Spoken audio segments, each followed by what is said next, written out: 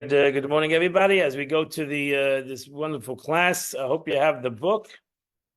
To those that need a book, well, for this book, I think it's coming to an end, but at least you should get the book for next class if you're on Zoom.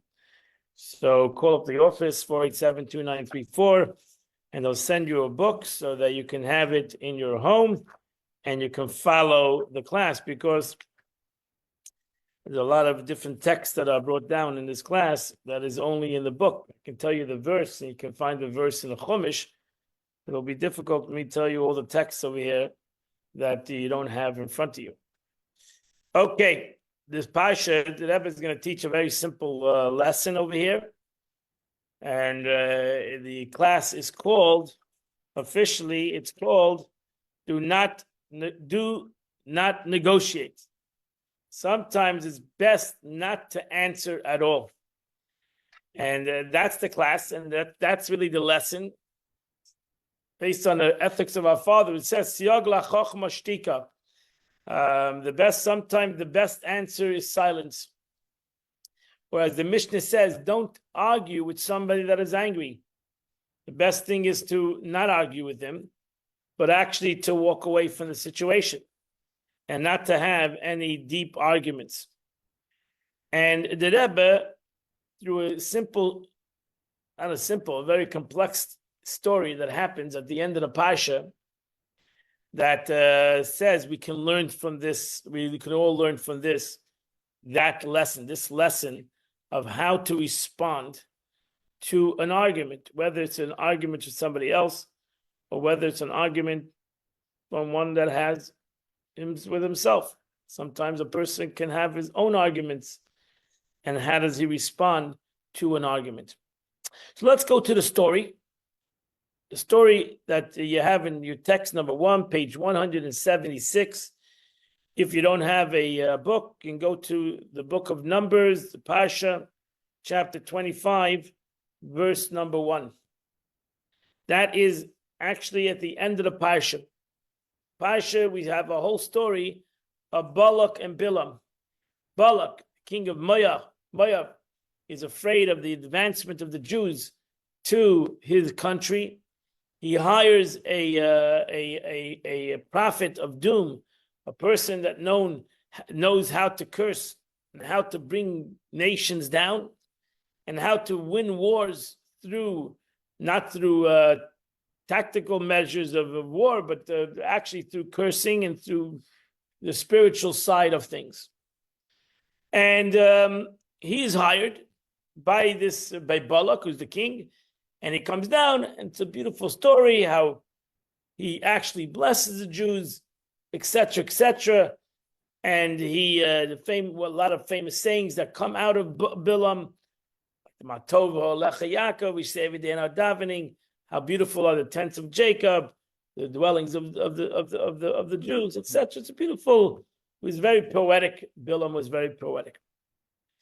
After the story, Bilam is disgraced by Balak. Balak, sends him packing and tells him to go home.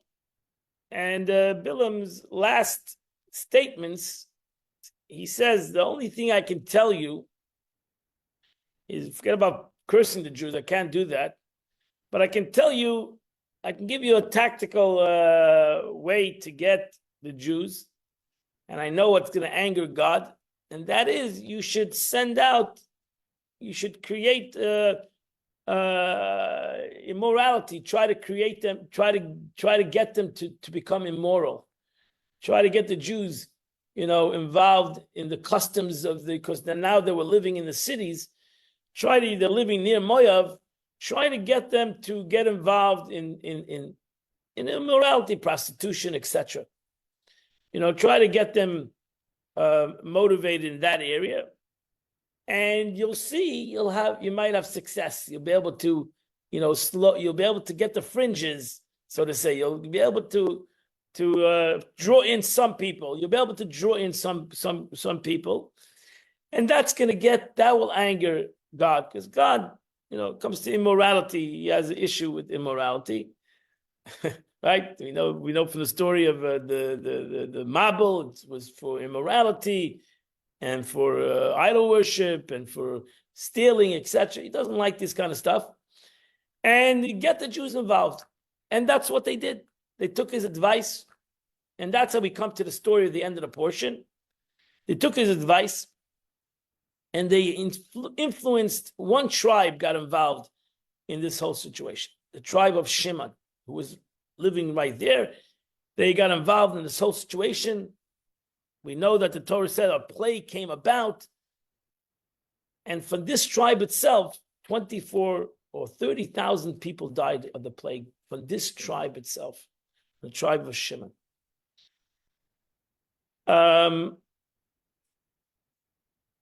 So they were affected by the Bilam ultimately gave them some advice and to be able to affect the Jewish people. But the Torah ends off with the story of the leader of the tribe of Shimon. So let's go to it. Let's read it a little bit, and we'll go to really the behind the story to understand the story. Shittim, verse the text number again. Your text number 1. If you don't have a book, open up a Chumash, in Numbers chapter 25, verse number 1. Israel was living in Shittim, and the people began to engage in licentiousness, right? They started to play around. Licentiousness. They started to in Hebrew. Hanky panky, right? Now Hebrew is liznais, to do znus, to do immoral acts with the daughters of Moav. They invited the people to the feast, offering their gods, and ultimately one thing led to another, and the people ate and they prostrated themselves to their gods. And that's what happened. Now you had the two situations over here already: the concept of immoral acts, and ultimately the concept of idol worship, which usually one thing came to the other and created this imbalance. And Israel became attached to Baal Per, which was then the idol of this area, and the wrath of God was inflamed against Israel. So that was Bilam's advice, and it worked. God said to Moshe, take all the leaders of the people and hang those who have sinned before God, facing the sun, so that the flame wrath of God may withdraw from Israel. Moshe said to the judge of Israel, each of you kill his men who have become attached to Baal Per. And then the Torah ends off, it says as follows. Behold, one man of Israel came out. He brought a Midianite woman near to his brethren, before the eyes of Moshe and before the eyes of all the Jewish people. And they were weeping at the tent of meeting door. Pinchas, so he came out with his girl, a Midianite girl, as you'll soon see what is the meaning of the story and what really happened. Pinchas, the son of Eleazar, the son of Aaron HaKohen, saw this, and he rose from the community, and he took a spear in his hand. He went after the man of Israel into the tent and pierced them both, the Israelite man and the woman, through her stomach. The plague against the Israel ceased. Okay? Those who died in the plague were 24,000. And I said, those are the 24,000 mainly for the tribe of Shimon, because we know that, because you go to the counting of Shimon in later on in the book of Numbers, you'll see the difference between their counting in the beginning of the book of Numbers and their counting in the end of the book of Numbers. They're missing this 24,000 people.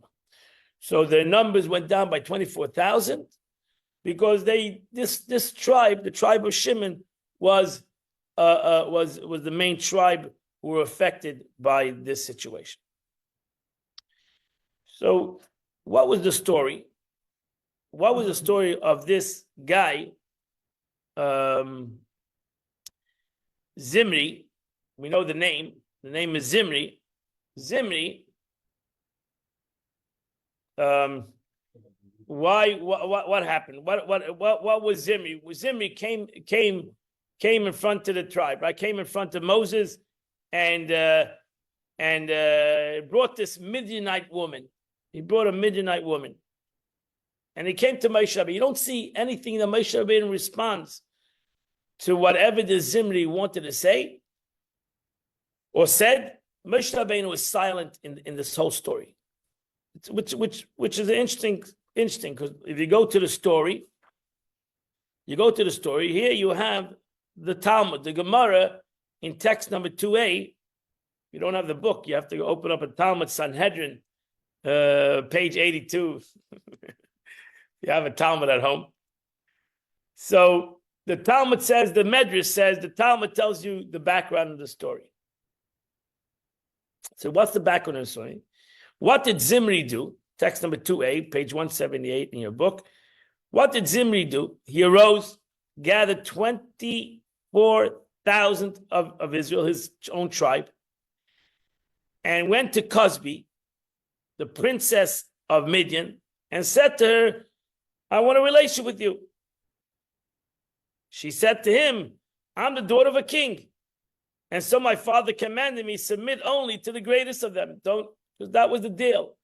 That was Bilam's idea. He told the Sari Midian and Moav, he told them, go out and send your daughters. Send them out to the Jewish people. So she said, I'm not submitting to anybody schlepper. I'm submitting to Kanaka.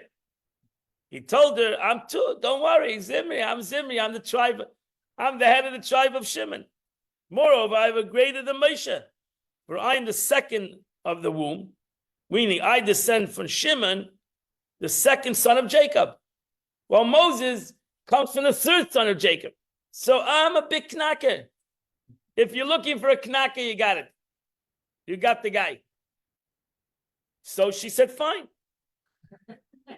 I got a knacker. I got the big guy. Got the kahuns. So Zimri grabbed her and brought her to Moshe and said, son of Amram. Spoke to Moshe Rabbeinu. We're holding already. Moshe Rabbeinu is 120 years old at this time. He says, son of Amram, is this woman forbidden or permitted? Am I allowed to marry her?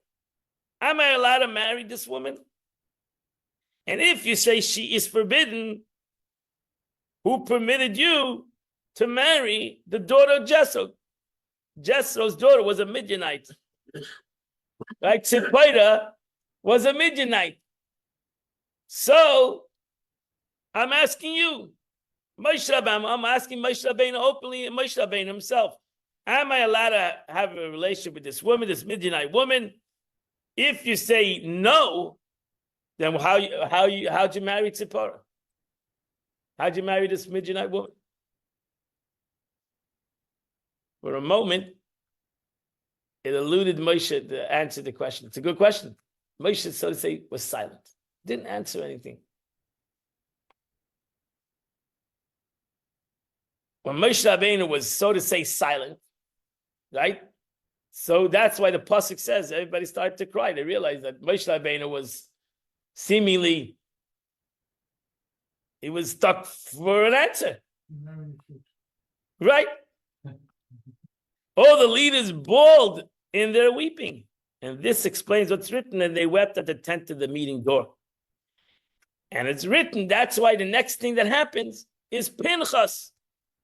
Pinchas stands up and says, this is the law.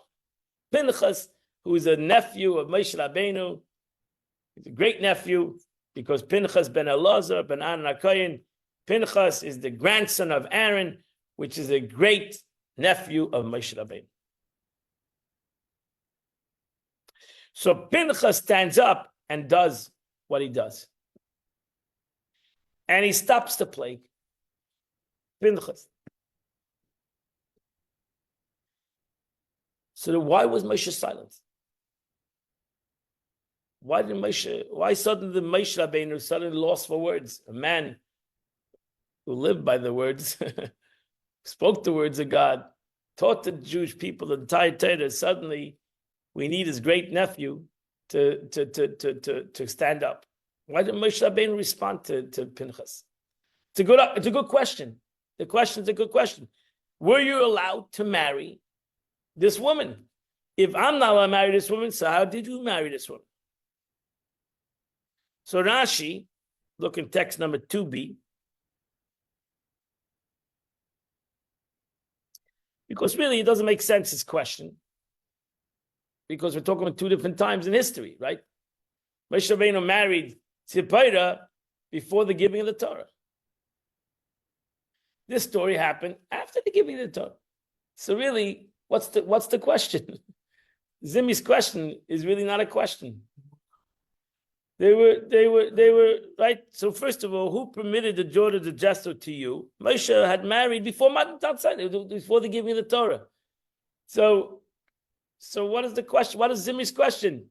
The Torah prohibits of marrying Torah prohibit a Jew to marry a non-Jew after the giving of the Torah, not before the giving of the Torah. So what's his question? And when the Torah was given, they were all non-Jews who entered into the general framework of mitzvahs together. So therefore, the truth is, before the giving of the Torah, that's why they all converted. The truth is, in essence, both the Jews converted into Judaism. They were brought into the religion, so to say, into Yiddishkeit by Matan Torah, by the giving of the Torah. So that's why, in essence, they became a new entity at the giving of the Torah. That's what happened. So so really that's the answer. That's the simple answer. That's Moshe Rabbeinu could have said a simple answer. Right, it was grandfathered in. No, it was not grandfathered in. It's not the concept of grandfathered in. Yeah, you're right. It's not grandfathered because they converted. They all converted. So therefore, there was no law. There was no law prohibiting Moshe from marrying a Midianite woman at the time that he married this Midianite woman. So and Tzipora entered with them. So Tzipora became part of the Jewish nation when the Jewish people was given the Torah. As did many converts from mixed multitudes. That happened. We know that there were thousands of Egyptians that went with them. All became part of the Jewish nation. They converted at the giving of the Torah. So that's it. So what is Pinchas coming to Moshe Rabbeinu with this situation? So that's why the question is asked in text number 3 on page 180. The Yalkut Ruveni, it's a medrash. He says he should have at least have answered Zimri. He could have said halacha came into force when the Torah was given, or I converted her. Then perhaps Zimri would have responded and returned in tshuva, and God accepts all returnees. Why didn't Moshe Rabbeinu respond to that? Why didn't Moshe Rabbeinu tell Pinchas, relax? You have a good question. You're challenging me. You're right. You're right. How do I marry her? My answer is because I married her before the giving of the Torah. When the Torah was given, she converted, like all other people that converted at the giving of the Torah. And now I'm allowed to marry her. I'm allowed to be married to her.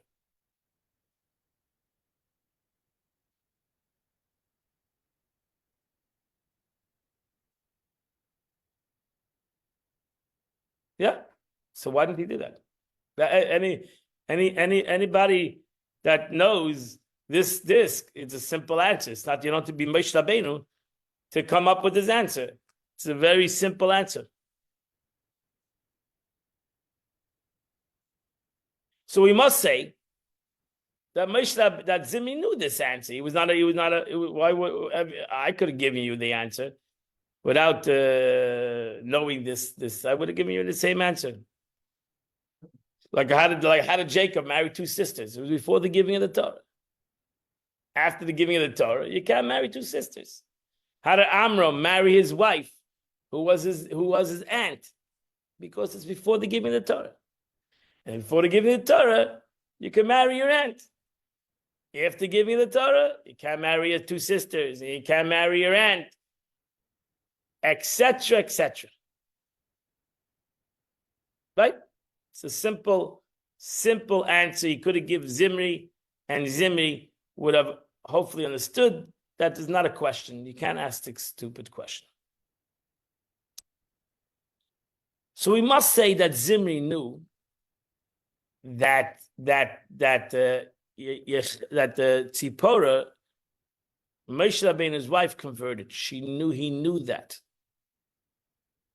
must say he knew that. There must be something else that he was bothered. We have to go a little bit more deeper. There must have been something else that bothered him.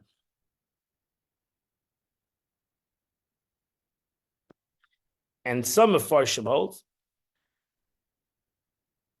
that what bothered him was that Moshe Rabbeinu was a kohen. Moshe Rabbeinu was a kohen. He was not only a kohen for a certain amount of time, he was a kohen gadol.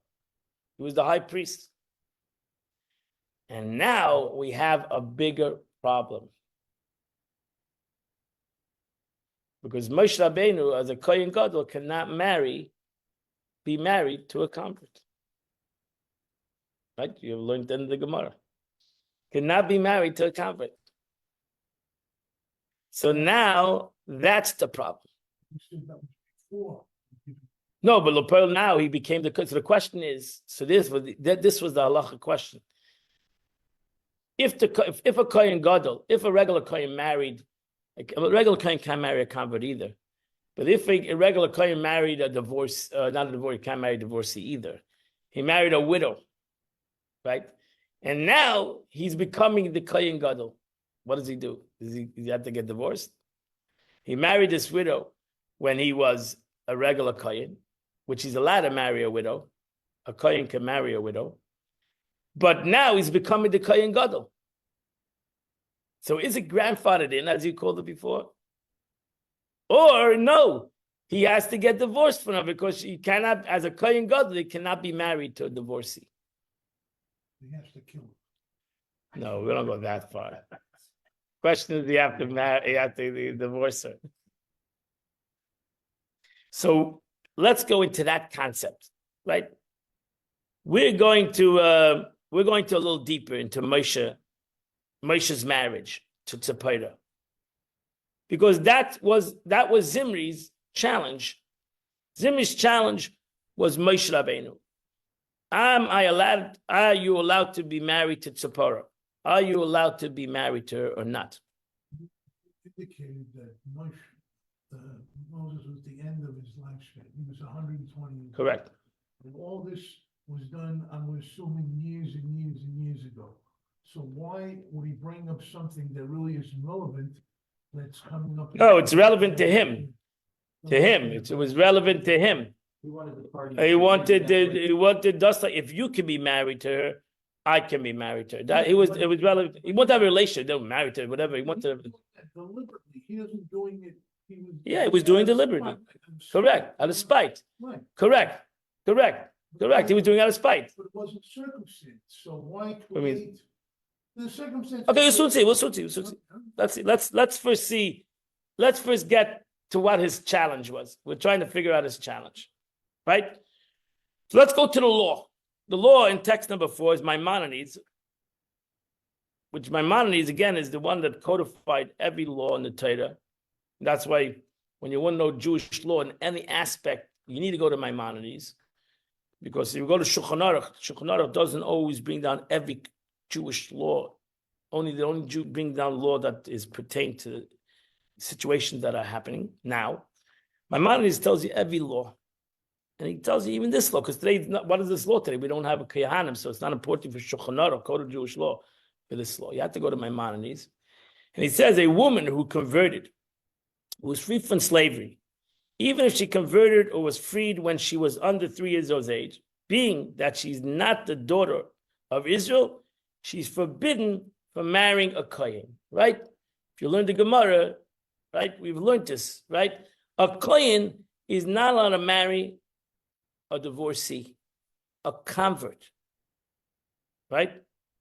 Or a woman that was in slavery, okay? Or a woman that was, was captive also, same problem, okay? So a Kohen needs to cannot marry these kind of women. Why? Go to God. That's, okay, don't attack me. But that's the law. A Kohen can only marry a Jewish woman that has a lineage, that has a clear lineage. Okay? Yichus, what's called in Yiddish. yichasi. They have a lineage. Okay? We know where she comes from. A kohen can only marry such a woman. A kohen, we know that she's not divorced. We know that she's never been converted, and that law still today. A kohen cannot marry a convert.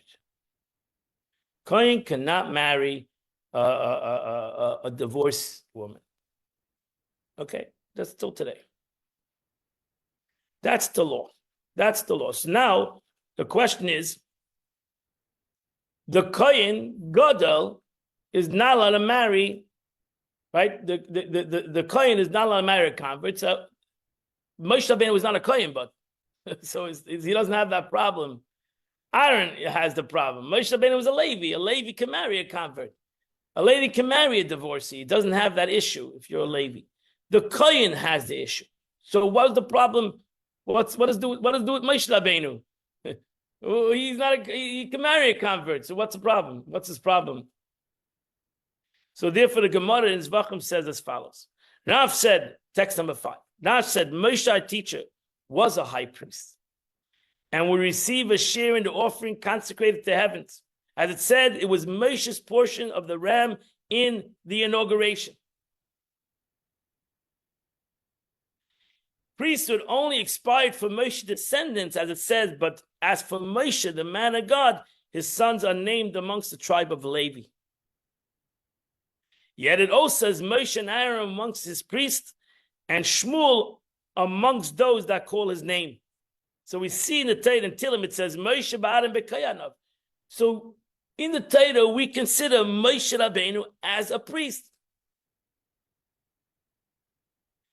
So now the question is, how does Moshe Rabbeinu, who's considered a priest, marry a convert?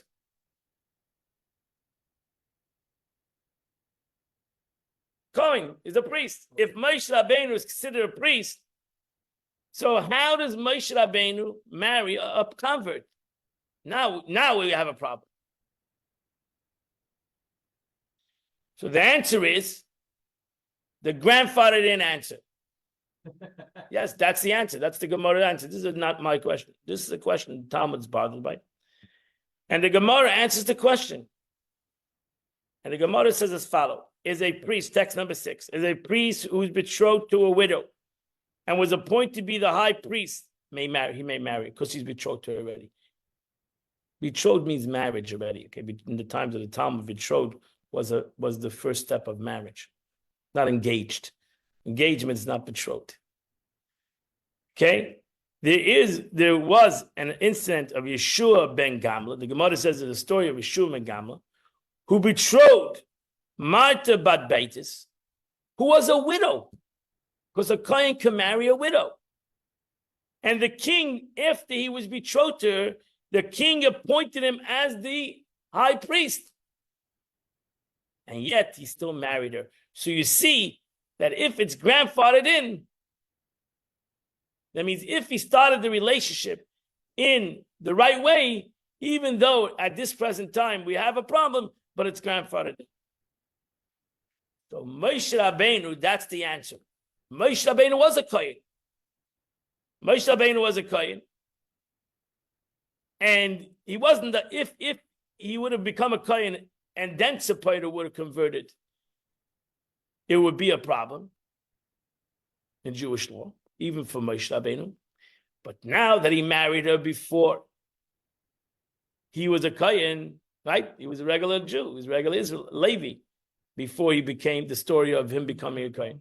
So he was married to her before they came to Egypt. He was married to her. He had 2 children with her. And now he became a kohen. So since he was married to her and he became the kohen gadol, he can continue to stay married to her. Grandfathered in, like you said before. So even if you're going to go into the deeper challenge of Zimri, that how as you as a kohen, he was for a time a kohen gadol, how are you as a kohen marrying, but it doesn't make difference, a convert, a kohen, regular kohen is not a married convert either. So even you as a kohen, how are you marrying a convert. She's a wonderful girl, but she's a convert. And a kohen is not a married convert.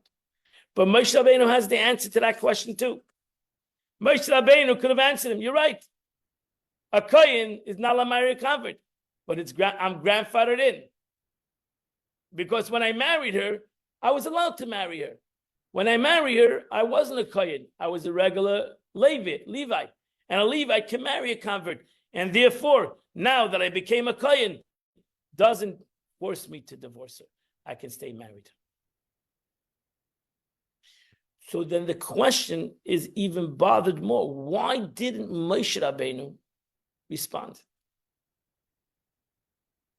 Why didn't Moshe Rabbeinu respond? And we see that probably that's why the Jewish people started to cry, because probably the Jewish people knew the answer to this question. It was a simple question that deserved a simple answer. So here the Rebbe answers the question. And we're going to go to text number 7. If you don't have the book, listen into this answer. And this is the Rebbe's answer, on text number 7, page number 184. The Rebbe's answer is, we do not always seek to answer the question of others. Sometimes their question can be so impertinent, right? Impertinent. Fresh. What? Like fresh. Impertinent. Not relevant. Not relevant. As to make a Midianite seem permitted. When the other person honestly intends for the sake of heaven, we must answer even a fool according to their foolishness. But if the other person poses a question in Torah terms with the intention of permitting what Torah forbids, we must take an approach: do not answer a fool according to their foolishness.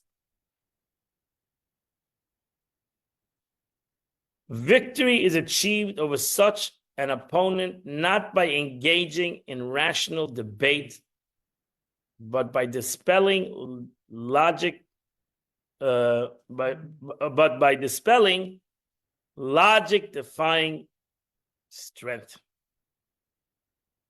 Shtika. If a person wants to laugh, his question is a question that's an easy question, but he wants to undermine the concept. In essence, he's coming here to laugh at Moshe Rabbeinu, to which every Jew could have answered this question, but Moshe Rabbeinu understood that the question was not a question of a halachic concept. The question was a question to undermine thus the concept, thus to undermine the concept. So as the verse says, so say silence to the fool.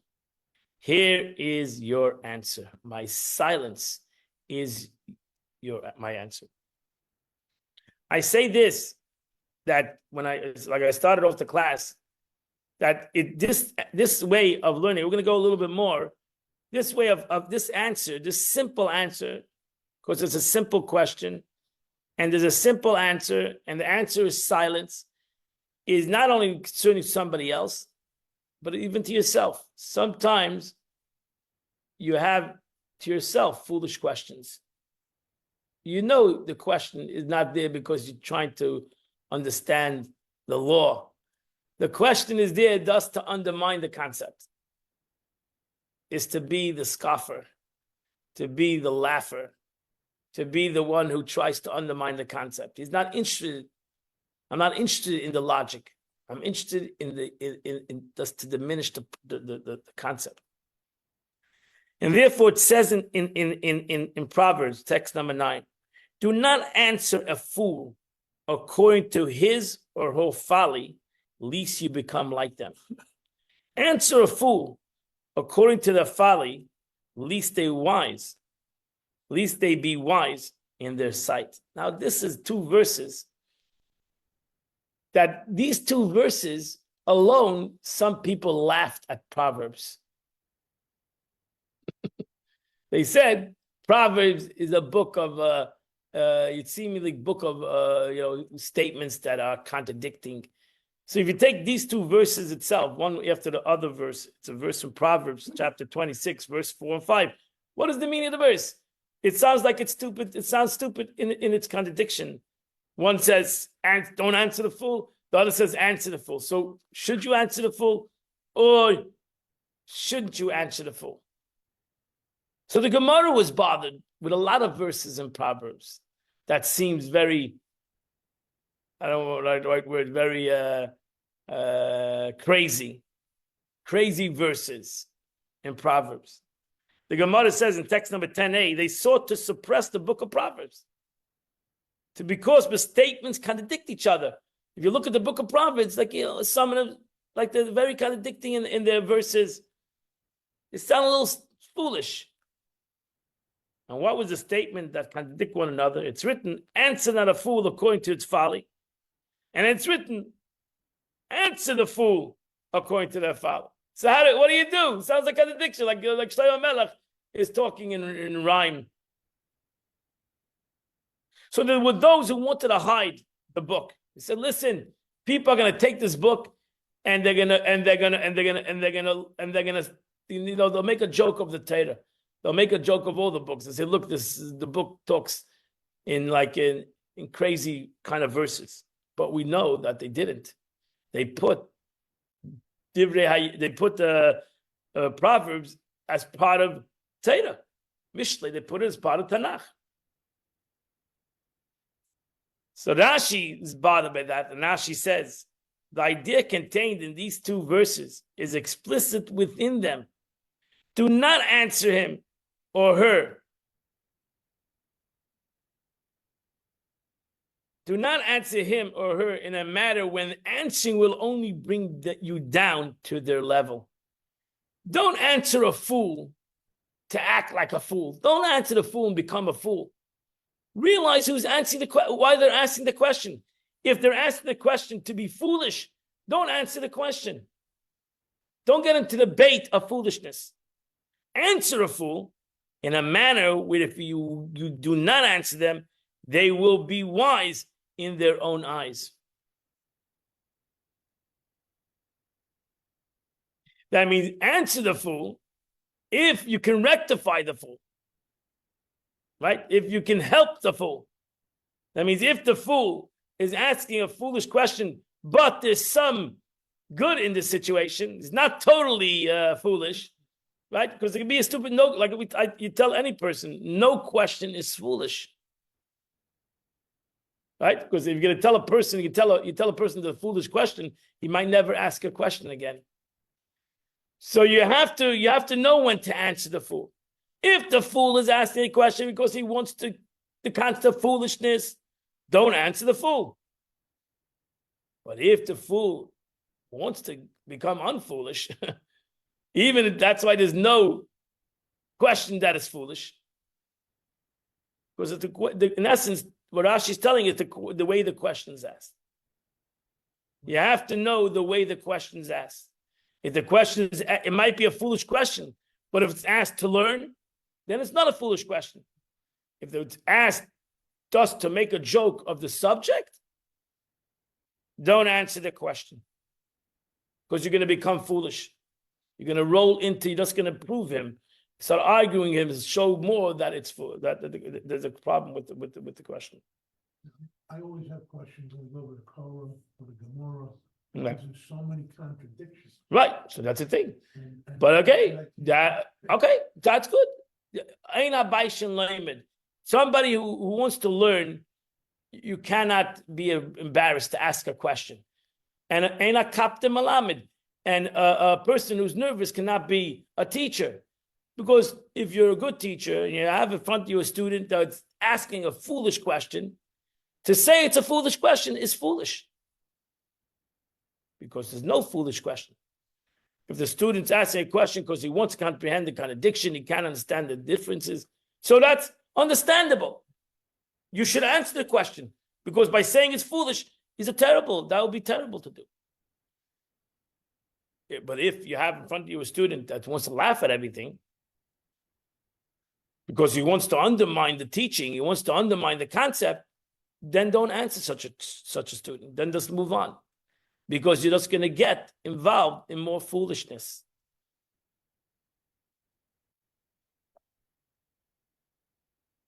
So therefore, as I said, you can bring it to yourself, this concept. Text 11. When the evil inclination comes, namely the heretic, to seduce a person, right? The evil, when my own evil inclination comes to challenge me with his or her deceitful claims, the verse says, don't answer a fool according to their folly. Don't respond to your animalistic soul. He's not interested in the subject. Your Yetzer Hara is not interested in the subject. He's interested to push you away from the subject. That's his point. His point is not, my evil inclination doesn't want to learn the subject. He wants to get you off the subject. That's his agenda. So why are you answering him?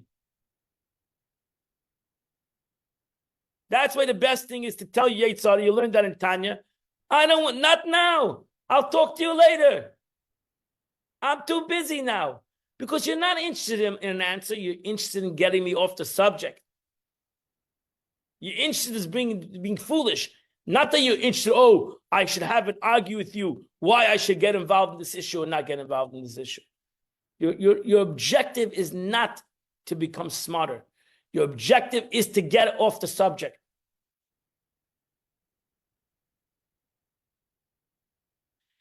And that's why you have sometimes students in front of you, they're trying to get off the subject. They're trying to make fun of the subject. So let's get off the subject. It's a foolish subject. Right? Like they wanted to hide the Mishlei because it sounds contradictory. So why put it in the book? Why? Because there's going to be some people who are going to laugh. Some people are going to say, they'll use it out for negative. That's why. No, just don't respond to such kind of people. You're right. You find the Mishlei, you find the Torah, you find in the Torah itself contradicting verses. You find the Gemara, a lot of contradicting concepts. So what? That's the point. When you don't have contradiction, you don't have knowledge. You don't have the capability to understand the difference between contradiction. And go learn. I know it's difficult. But just the opposite. When there is contradiction, then you have to keep on the subject. You have to keep on the situation, not to run away from the situation because it's contradiction, especially intellectual contradiction. We're not talking about intellectual contradiction is beautiful. It brings about in your mind two concepts that now you can decipher and hopefully work it out into your mind how they're not contradicting. So that's the beauty of the verse itself. You have two verses contradicting. Come Rashi, it says, work it out. Don't just run away from Mishlei because you find contradicting verses. Work it out. You give an interpretation to the contradiction. Don't run away from the verse. Huh? When I have questions, your answers. You're right. Sometimes I don't have an answer. Sometimes I don't have an answer. You got to go to the book. What I tell you? You're right. Not everything is answerable. Not everything is answerable. You learn Gemara, for example, you're starting to learn Gemara. When you learn Gemara, you'll see that the Gemara always goes to the verse. What does the Gemara mean? That's what the verse says. You can't argue with the verse. I mean, you can argue, but the verse is the verse. So we can argue in the intellectual concept of the verse, but you can't argue with the verse. So says the verse. You might agree with it, you might not agree with it, but that's what the verse says. You don't have to agree with the verse. You don't have to agree. You have to follow the verse. You don't have to agree with the verse, right? You have to follow the verse. Right? Yeah, you have to follow the verse. That's what the verse says. So I could say a kohen can't marry a divorcee. A lot of people are uncomfortable with that, especially you're a kohen, right? That's unfair. It sounds unfair. I can't marry this person. I can't marry that person. I can't. But that's what the verse says. What should I do? You can't argue with the verse. We can argue, we can philosophize, and we can ultimately you got to go to the verse. So says the verse. If you have any complaints, you have to ask God, why a kohen? Why did he command a kohen not to marry a divorcee or a convert? So they know in marriage in the Jewish nation is tough on its own. Now you take a kohen, he cannot marry this person, and he has to chop off his list a lot of people. And if he's a kohen gadol, woo, he mamish has to be very selective. Yeah, it makes sense, because if you're a Cohen, then you should be held to a higher esteem. Because you're. Yeah, but Moshe Rabbeinu could do anything. He's Moshe Rabbeinu, and he can marry a divorcee, and he can marry a convert, and he can marry anybody he wants to marry. But Aaron, who's his brother, who's a kohen gadol, bingo, he can't marry. He can't marry a divorcee. So you can imagine if Aaron lost his wife and he's 100 years old, who's he marrying? And that's a big problem with Kohanim today, even today, right? You have a Kohen that loses his wife for whatever reason at 60, 70 years old. Who can he marry? Can't marry a divorcee. He only can marry a widower. He can't marry, or a virgin. Okay, so he's very limited. I know Kohanim that are like this. It's a very, you have a very narrow, that's why I tell Kohanim, never get divorced. No. Because it's very difficult. If you get divorced now, you're 60 years old, 50, whatever age, 40. Now your window is your opening is narrow. You can't just marry everybody. You just can't. You have to marry can't marry a divorcee. You can't marry a convert.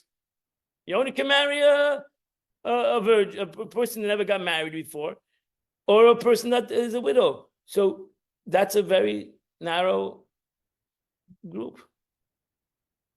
So it's not an easy thing. It's not. I know a lot of Kohanim, and I feel bad for them, but I do.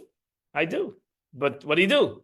You got to go to the verse. I'm not God, and God said, even though what's today a kohen, right? What's today a kohen? He's not. There's no Beis Hamikdash. There's no temple. He's not working in the temple. So he's like a regular guy, really. But he's not. He's not a regular guy. That's it. But it's only the lineage, not the position. No, it's no position. It's lineage. He's a kohen. That's it. And that's it. He's stuck in that situation. I cannot help him. I can't help him in that situation. So it's a problem until today. So ultimately, you got to go to the verse. We have to even today go to the verse. So it says in the Torah. You cannot. I feel bad for you, but that's what you have to deal with as a kohen. So the truth is, the same thing. You realize this challenge of a kohen or whatever is really what we go through anyway, and in our lives, right? Why do we have to do this, right? The Yetzer Hara comes and tells you, why do you got to do this? It's not fair. The other guys are having a good time. Why can't I have a good time? Why do I have to go through all these things, right? Oh, because you're Jewish. Oh, does the Torah say so? Show me the verse. We struggle with this in our own lives.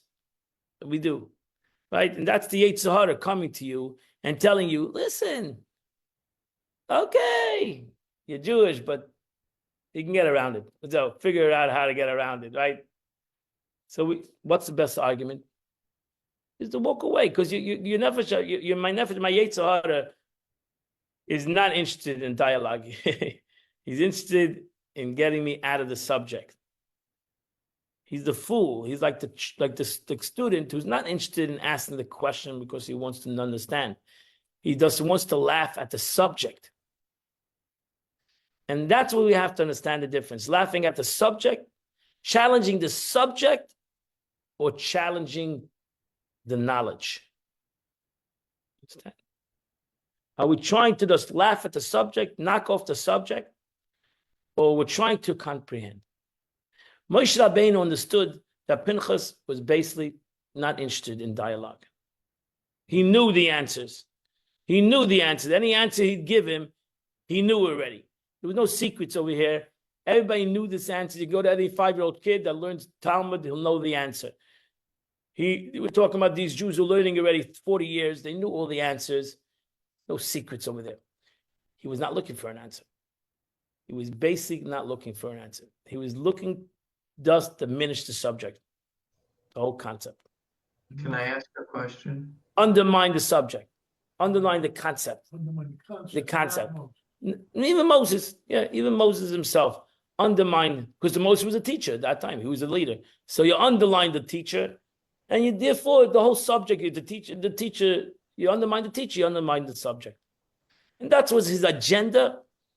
And Moshe Rabbeinu realized that, and therefore Moshe Rabbeinu responded nothing. Unresponsive. I have a question, Rabbi. Yes. You lost me when you said he isn't a Kohen, Rabbi. I mean, Moshe was not a Kohen. Moshe was a Kohen. So He's considered a Kohen. But so he's not he was so considered a Kohen. where is the document? I mean, where is the verse? The verse. He gave a verse. He gave the verse. He gave the verse. No, he gave a verse. He gave a verse. There's a verse in Tillim. He gave the verse. The verse says, Moshe va'Aaron b'kayanov. In Tillim chapter 99, verse number 6. So Tehillim, In this book, it's text number 5. Moshe Tehillim, va'Aaron b'kayanov. Moshe and Aaron who were Kohanim. So you see that the verse says, in the verse at least, Moshe was not a Kohen like you have a pulpit rabbi and a rabbi. Moshe was not the pulpit Kohen. It was Aaron. But he was considered in the verse as a Kohen. So he was considered. the Tehillim overrides the words of the Torah. Tehillim is part of Torah. What do you mean? So it overrides the We five. override. I don't like the word override. I don't know what you're talking about. Override. You don't override anything. Moshe, the Tehillim doesn't override. Well, but the point was he was an openly Kohen. He was the first 7 days. He was a Kohen. But ultimately, he was considered in the pasuk. He was considered a Kohen. You don't see that he was not considered a Kohen, etc. In the pasuk. It doesn't override. I don't know what the word override. The pasuk comes to tell you what the Torah considers Moshe Rabbeinu, at least in the verse. So Moshe Rabbeinu was not a practicing Kohen because he wasn't. Aaron, his brother, was the practicing Kohen. But Moshe Rabbeinu in the verse was considered a Kohen. The truth is that if you go to the verse, there's a verse that says the entire Jewish nation are Kohanim. That we all Kohanim. So in a way, Siddur says that you're actually all, in a certain way, we're all Kohanim. We're all Kohanim. We're all Leviim. We have within us all these three entities. In a practical, you're not. But in the verse, in the spiritual, you have within you all these three entities of Kohen, Levi, and Yisrael. That's why when there's no when you daven today, Siddur says when you pray today, you are the Kohen, the Levi, and the Yisrael. You're all three in one package. Because in the verse, so to say, in the Torah, you are the Kohen, are the Levi, and the Yisrael in the practical. Right? Everything has its source, and everything has its practical. Everything has its light, and everything has its vessel. In the practical, you self-understood you're not a Kohen. You might not be a Kohen, you might not be a Levi. You're a simple Jew, which is also wonderful. But in the theory, in the essence, you're actually all three. And the truth is, your neshama might have been a Kohen, Levi, in Israel, right? Your neshama through the journey of life, right? Could have been a certain time in his journey a Kohen, certain time in his journey a Levi, certain time in his journey a Yisrael, because my neshama has gone through many Jews from the beginning of history. Isn't there an order when you pulled up to the total? Yeah, so the Kohen is called off first. Right. So maybe my neshama was once a Kohen. My neshama was once a Levi, and my neshama was once a because every person has their journey. So look at Moshe in text number 12. Moshe Rosenbaum, Levit Chain, he writes as follows on page 188. We can divide misguided people in two categories. There are those who seek out the logic of a mitzvah, but so long as they do not yet understand it, they view it as odd and ridiculous, God's command. Only once they understand the reason will they accept it and act accordingly. This is a wrong-headed way and foolish behavior. But nonetheless, the wise King Solomon advised, answer a fool according to their folly. The reason being, lest they be wise in their own sight, saying, I am wise, I am sophisticated about each mitzvah. I do, unlike those who blindly believe everything and who do not understand what they do. So that's one way. Answer, okay, give him time. He'll ultimately, or her time, give him or her time. Ultimately, they'll come to their senses, right? Because they're logical people. However, there's another much worse form of corruption, where they question the logic of a mitzvah, intending only to destroy the practice of the mitzvah and mock them. You can find, trust me, you can find the illogic of every mitzvah. It's not a very difficult thing, right? Why do Jewish people walk around with boxes on their heads? What are you people, Martians or something? What are you people, crazy? Like you guys are in Michigan, walking with a box in your hand, a box in your head. Like normal people do such kind of things. Like it doesn't make any sense. If you really want to make fun of any mitzvah that you do, right? We can make a joke of anything that what Jews do. We can make a joke of everything. Almost. You can make a joke of a lot of stuff. Like you can make a joke of Kayanim. Oh, look at these things, they're driving them crazy. Kayanim, Levim. So like it's so crazy. Like why do you need all this stuff? We can go down the list. We take a chicken and go overhead. We fast. We walk around without shoes. We're gonna fast. All these things that we do. Okay, we can go on and on and on. I can make jokes of everything. We had once here a guy, a comedian, making jokes of. You can make jokes. It's like a lot of crazy things that Jews do, right? Don't talk and washing our hands and not talking and everything that we do is a bit of sugar, right? They present their challenges as innocent questions only to hide their intentions from the question, posing a deceptively as they were inquiring about the reason for a mitzvah. The wise King Solomon trusts us to discern the intention of a challenger. When we understand they come to deceive, seeking only to excuse and to justify themselves, the verse says, do not answer a fool according to their folly, for it will do no good and will only mock your words. That's how are you going to answer that? Oh, wearing a box makes sense. How are you going to answer that question?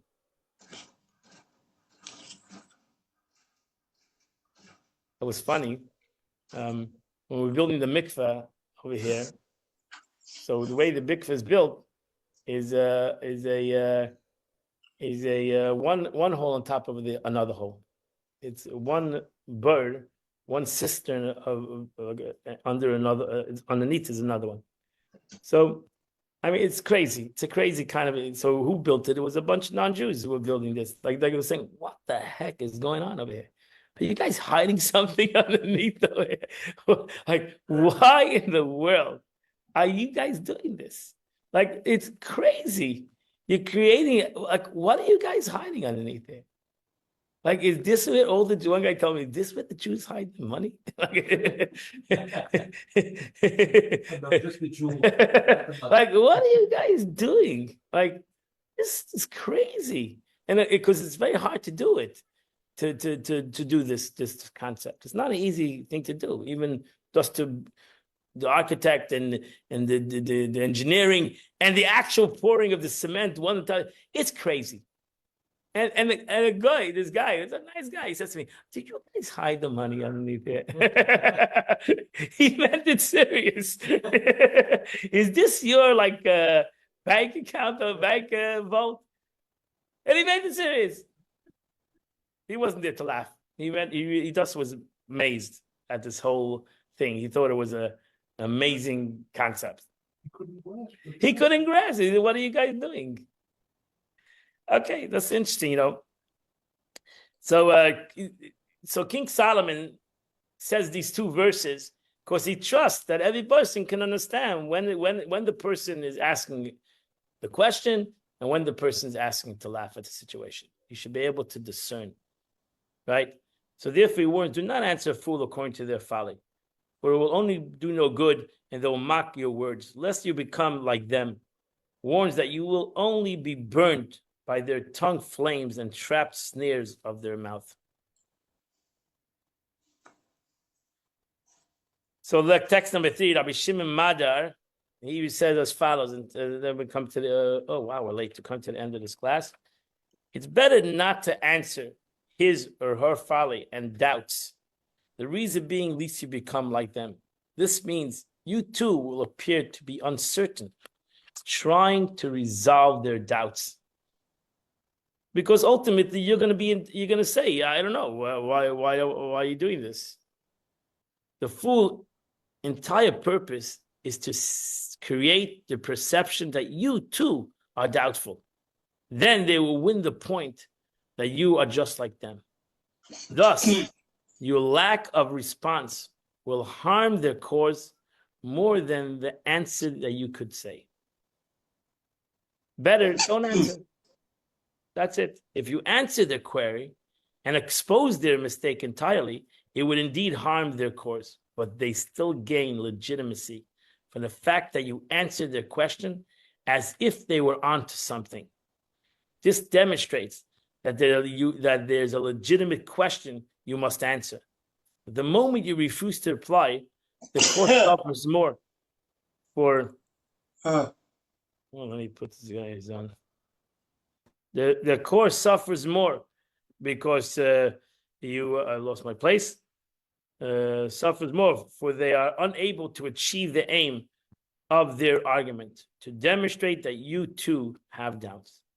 This is what it means, so to silence the fool. Here is your answer. If as the person asks, am I right?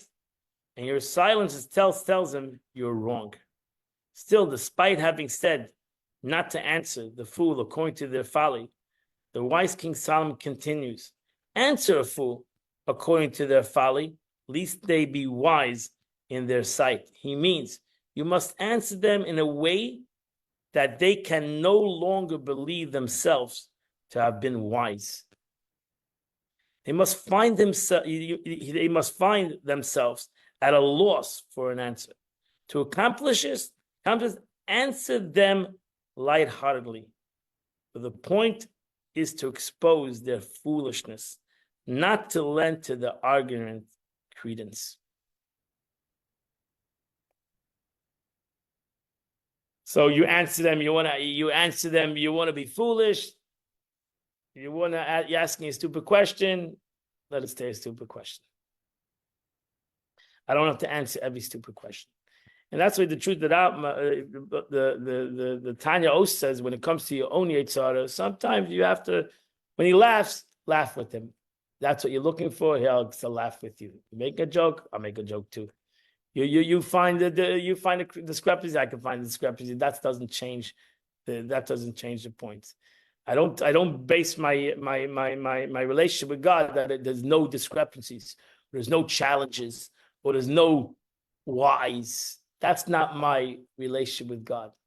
That is not a question, or there's not a doubt, or there's not a challenge. If I had that relationship, I wouldn't have a relationship, because there's a lot of questions, and there's a lot of doubts, and there's a lot of challenges, and that's life.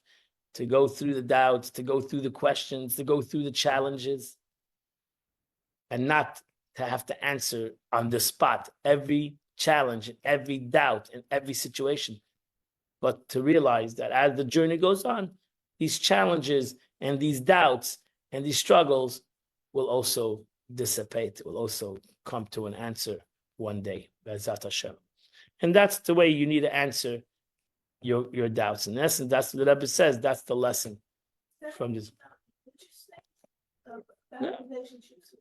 Yeah, relationship with Hashem, even relationship with each other, right? Even relationship with each other. Yeah, anything. You have to know when a person asks you a question about anything, maybe why is he asking the question? What is he trying to implant in you? For example, when you hear lashon hara, for example, why is the person telling you this? Right? You had this person in high esteem, and now somebody's trying to undermine this situation, right? Somebody's trying to undermine. He's coming to you with a lashon hara, telling you, "Oh, this guy that you think is so great." I'm going to tell you a juicy tidbit. What is the guy trying to do? He's trying to make things better.